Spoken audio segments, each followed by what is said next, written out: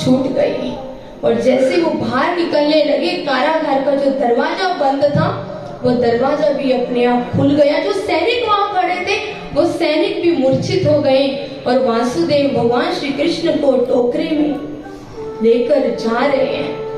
चलते चलते छोटे से प्यारे से नन्हे से बाल गोपाल उस टोकरे में है और वासुदेव उस टोकरे को अपने सर के ऊपर उठाकर चलने लगे। तो वो यमुना नदी में उतरे और बताते बताते लक्ष्मींद्र भट्ट को इतना रस का संचार हो गया कि कहते हैं कि उनके सामने जो पोथी थी उन्होंने वो व्यासपीठ अपने सर पर उठा लिया।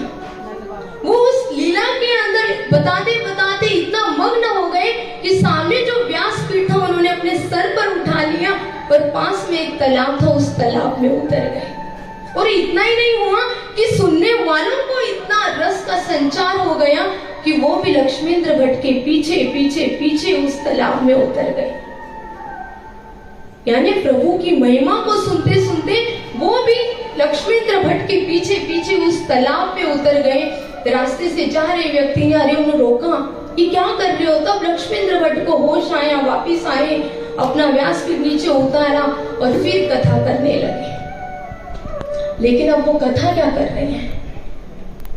अब वो कथा में सुना क्या रहे हैं? वो कहते हैं कि भक्त तो है लेकिन परमेश्वर नहीं है। अभी तक इतना सुव्यवस्थित चल रहे थे लेकिन अचानक कहते हैं कि भक्त तो है लेकिन परमेश्वर नहीं है। जैसे ये आवाज नागदेव आचार्य जी के कानों पर पड़ी, नागदेव आचार्य बाहर से बोलते, अरे आज परमेश्वर ही तो है, भक्त नहीं है।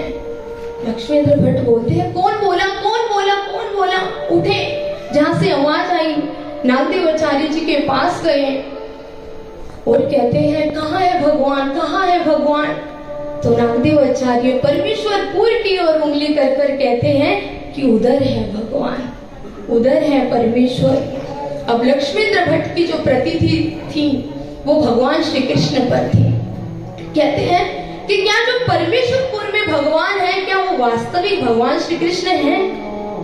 अब नागदेव आचार्य उस आवेश में कह गए, हाँ बिल्कुल, कि परमेश्वरपुर में जो भगवान है वो भगवान श्री कृष्ण है। लक्ष्मींद्र भट्ट कहते हैं, मुझे भी दर्शन करने हैं, मुझे भी उनके दर्शन के लिए जाना है। अब नागदेव आचार्य सोच रहे हैं, अरे आवेश में तो मैं कह गया, मेरे स्वामी होते तो कुछ ना कुछ ऐसी लीला करते कि उनको भगवान श्री कृष्ण के दर्शन होते। लेकिन ये श्री प्रभु बाबा, ये तो वैसी वेड़ी पिसी मूर्त, आप बंदर से डर लग रहा है लेकिन चल रहे हैं लक्ष्मींद्र भट्ट के साथ।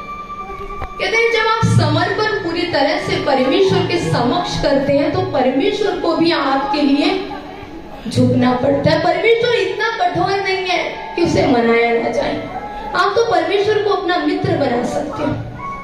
मित्र बनाना भी इतना कठिन नहीं। मैं एक छोटी सी कहानी आपको बताती हूँ कि एक बार एक छोटा सा बच्चा दोपहर के समय में तेज गर्मी में फूल बेच रहा था।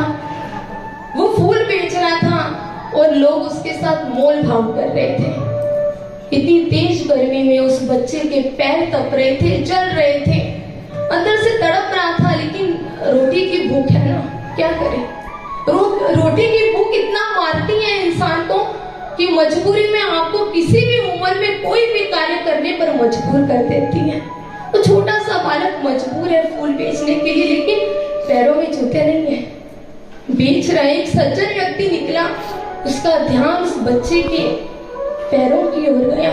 फटाफट भागकर एक दुकान पर गया, वहां से बूट लेकर आया और लाकर उस बच्चे के पैर में डाले। तो वो बच्चा वो आदमी का हाथ पकड़कर कहता है, क्या आप भगवान हैं? आप भगवान हैं? वो आदमी डरा, अरे मैं भगवान नहीं हूँ। कहता नहीं आप भगवान हो।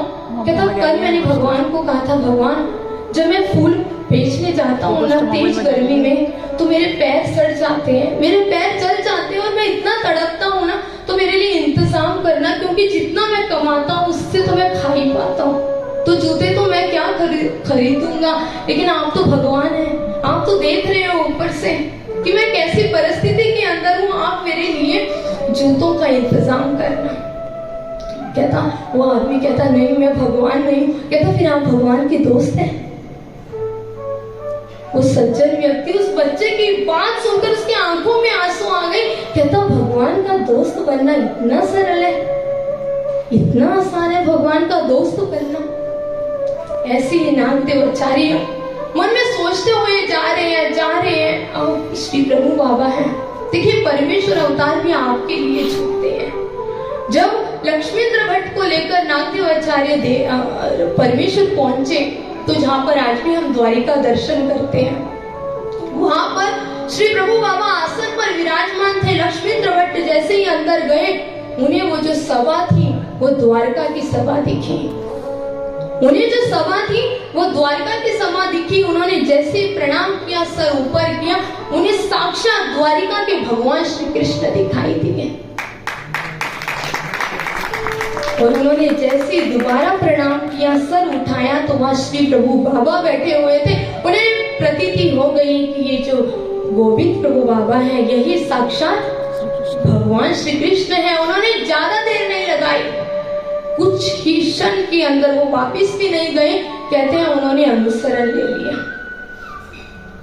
यानी इतनी प्रतीति लक्ष्मींद्र भट्ट को हो गई कि नामदेव आचार्य देखकर, एक भक्त देखकर कि अरे मैंने जो सोचा नहीं, भगवान से जो मांगा नहीं, परमेश्वर ने तत्क्षण के अंदर वो मुझे दे दिया। और जब एक भक्त को कोई भी चीज जरूरत से ज्यादा और अपेक्षा से ऊपर मिलती है, तो भक्त परमेश्वर के सामने समर्पित होकर अंदरूनी भाव से क्या कहता है, उस समय क्या भाव होते हैं एक भक्त के?